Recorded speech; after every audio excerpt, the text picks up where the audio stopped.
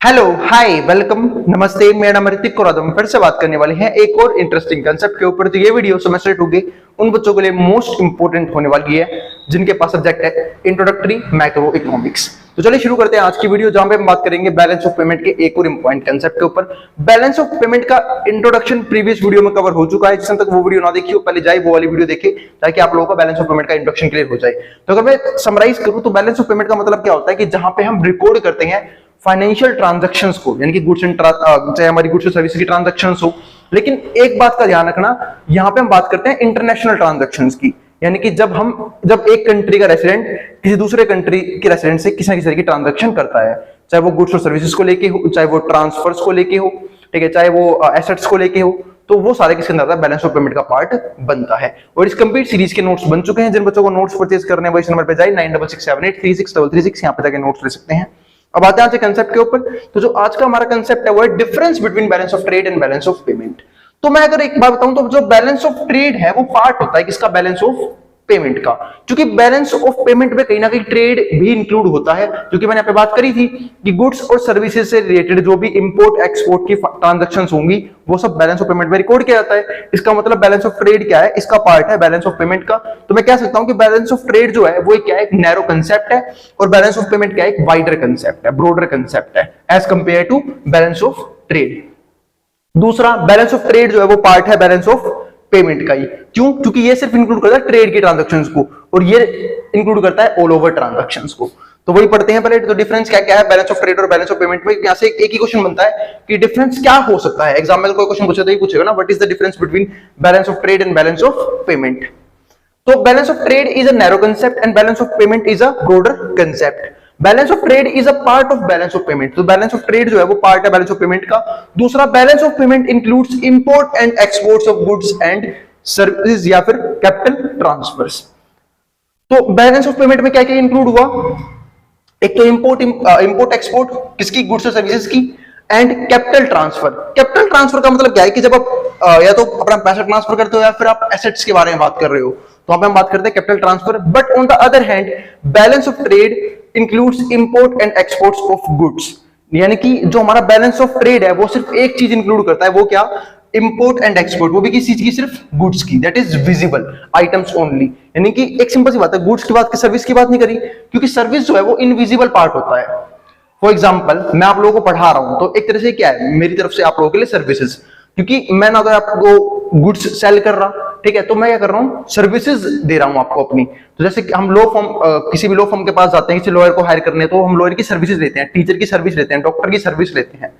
तो इसको हम क्या बोलते हैं, सर्विसेज। तो सर्विसेज होती है इनविजिबल थिंग्स और जो गुड्स होते हैं विजिबल थिंग्स। तो बैलेंस ऑफ ट्रेड में हम सिर्फ क्या इंक्लूड करते हैं, transactions of goods and visible items only. तीसरा हमारा क्या आता है, balance of payment of a country is always balance but balance of trade can be unfavourable. मतलब बैलेंस ऑफ पेमेंट है ना किसी भी कंट्री का, वो हमेशा बैलेंस रहता है, but balance of trade can be unfavourable. पर बैलेंस ऑफ ट्रेड क्या हो सकता है, अनफेवरेबल हो भी सकता है, तो हम देखेंगे इसी वीडियो के आने वाले पार्ट्स में।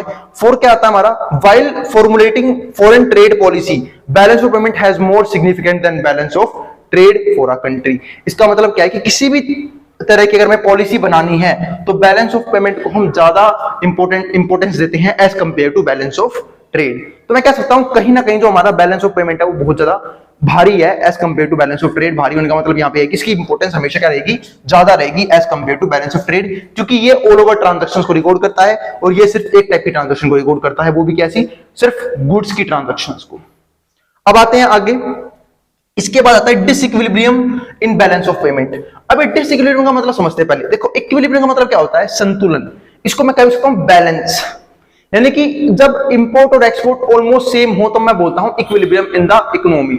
लेकिन यहां पे हम बात करें disequilibrium in balance of payment, और हमें समझना होगा कि अब ये एक बहुत इंपॉर्टेंट क्वेश्चन हो सकता है यहां से कि एक तो पहली बात, what is the disequilibrium in balance of payment, और इसके अलावा what are the causes, causes क्या है और रेमेडीज क्या है उसको ठीक करने के लिए, जो हम पढ़ेंगे।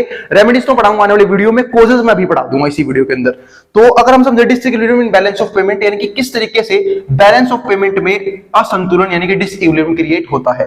तो when total receipts of a country और एक्सपोर्ट्स, मतलब टोटल रिसिप्ट यानी कितना पैसा आया, कहां से आया, फॉरेन कंट्री से। यहाँ पे बात करें फॉरेन कंट्रीज की, यानी कि रेस्ट ऑफ द वर्ल्ड से कितना पैसा आया, और मैं कह सकता हूं एक्सपोर्ट से कितना पैसा आया।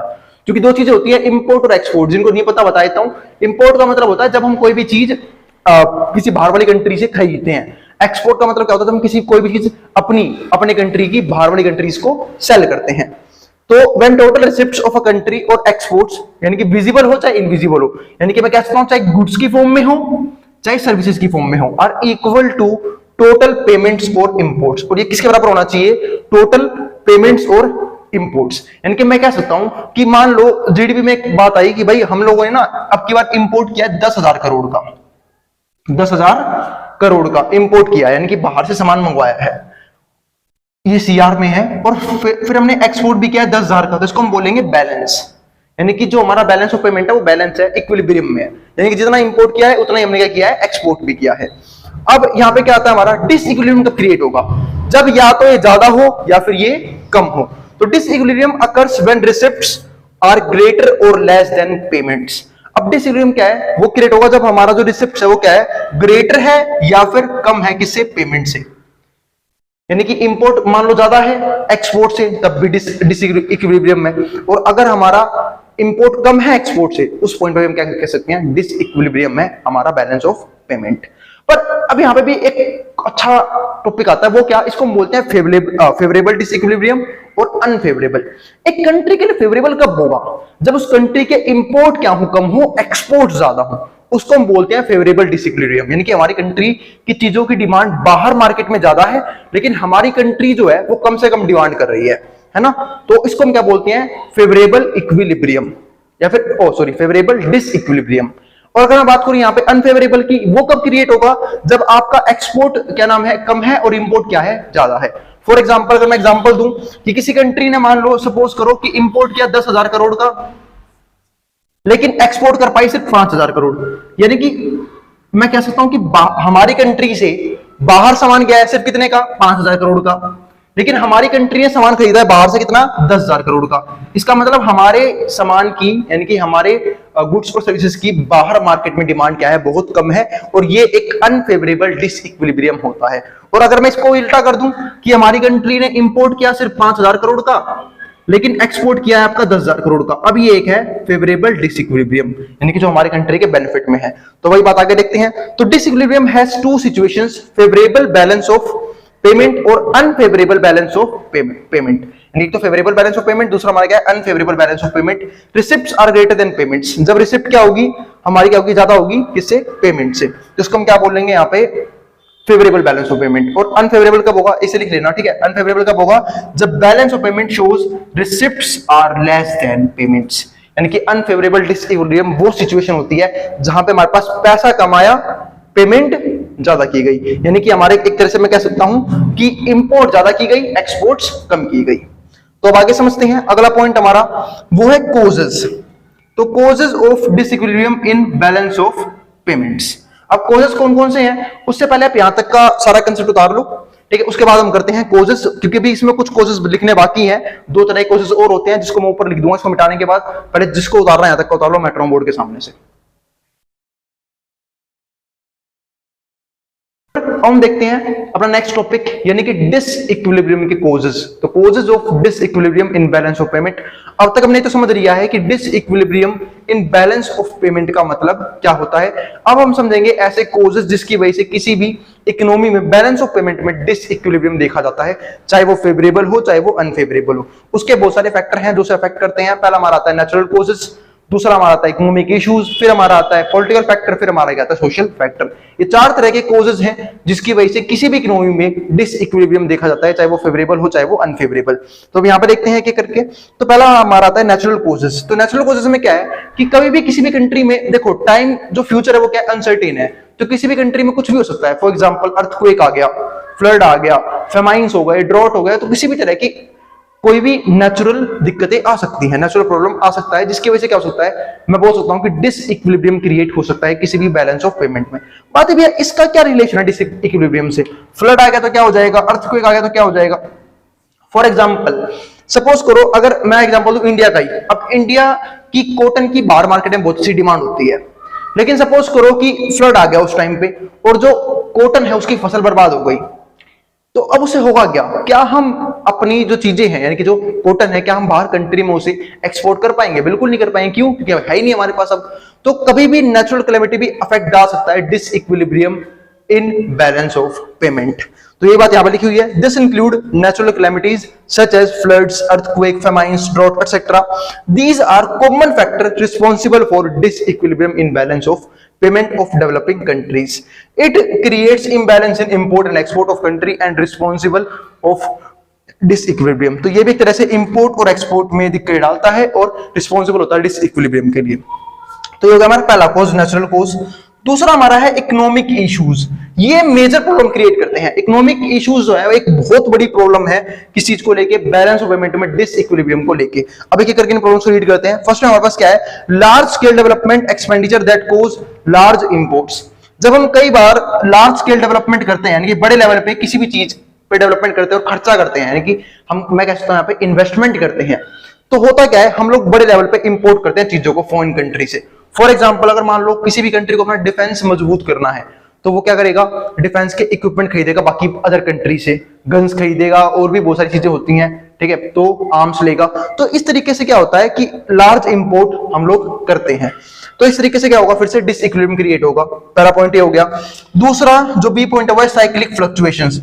आप सब लोगों ने पढ़ा होगा कि बिजनेस जो है कभी भी एक लेवल पे नहीं रहता, एक स्टेट पे नहीं रहता, इसमें होते हैं साइक्लिक फ्लक्चुएशंस, यानी कभी बूम पीरियड भी आता है तो कभी रिसेशन भी देखा जाता है। तो ऐसे केसेस में भी क्या हो सकता है, इंपोर्ट एक्सपोर्ट हो सकता है, उसमें अफेक्ट हो सकता है। फॉर एग्जांपल हम एग्जांपल लेते हैं, सपोज करो कभी भी कोई बिजनेस अगर बूम पीरियड पे है, बूम पीरियड होने का मतलब क्या है कि भाई इकोनॉमी बूम पे है अपने, यानी कि एक तरह से डिमांड बहुत ज्यादा है। अब जब डिमांड बहुत ज्यादा है तो भाई सिंपल सी बात है, एक्सपोर्ट्स भी बढ़ाए जाएंगे। क्यों? क्योंकि हमारी जब चीजों की डिमांड बहुत ज्यादा है तो बिजनेस और ज्यादा चीजें क्रिएट करेगी और उसे सेल करेगी। तो इस तरीके से क्या होगा, एक्सपोर्ट्स बढ़ेंगे। लेकिन होगा क्या, अगर सपोज करो बूम की जगह क्या है, रिसेशन है किसी भी कंट्री में, अब उस कंट्री के पास खुद खाने के लिए क्या है, प्रोडक्शन नहीं है, प्रोडक्शन है ही नहीं, मतलब खुद के पास चीजें नहीं है, तो क्या वो कभी भी दूसरी कंट्री को एक्सपोर्ट कर पाएंगे? बिल्कुल नहीं। तो इस तरीके से क्या होगा, एक्सपोर्ट्स कम हो जाएंगे। तो बूम में क्या होता है, एक्सपोर्ट बढ़ जाते हैं, रिसेशन में एक्सपोर्ट कम हो जाते हैं। तो ऐसे ही साइकिल्स जब आते हैं ना, बिजनेस साइकिल्स, उसमें क्या होती है, दिक्कतें आती हैं इंपोर्ट एक्सपोर्ट में, जो क्रिएट करती हैं disequilibrium in balance of payment. वही बात यहां पर लिखी हुई है, तो समझते हैं करके। तो दूसरा पॉइंट हमारा क्या है, cyclic fluctuations in business activities such as recession और डिप्रेशन दैट डिस्टर्ब एक्सपोर्ट्स, जो एक्सपोर्ट को डिस्टर्ब करता है। सी हमारे पास है, when external value of domestic currency goes up. जब एक्सटर्नल वैल्यू जो है डोमेस्टिक करेंसी की वो ऊपर जाती है, imports become cheaper and export dearer.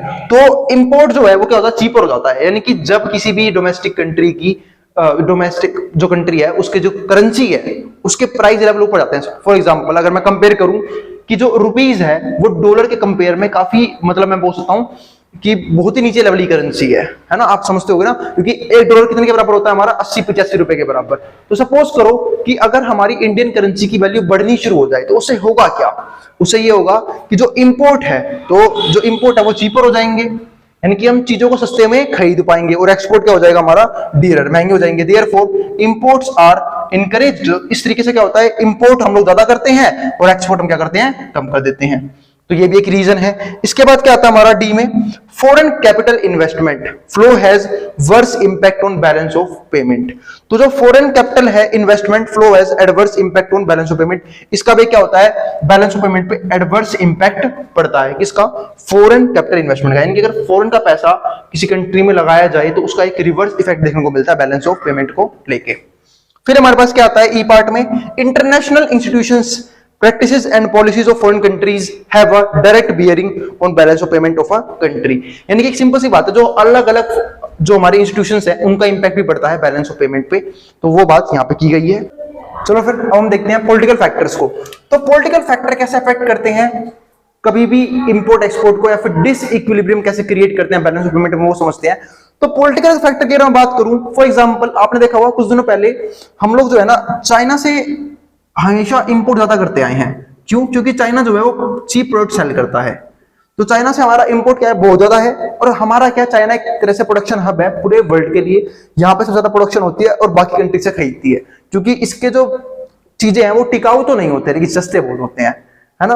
तो इंपोर्ट क्या होता है, बहुत ज्यादा होता है, लेकिन बीच में हमारी रिलेशनशिप क्या हो गई, खराब हो गई चाइना के साथ। और जब हमारी रिलेशनशिप खराब हुई तो दो तरीके से अफेक्ट करती है।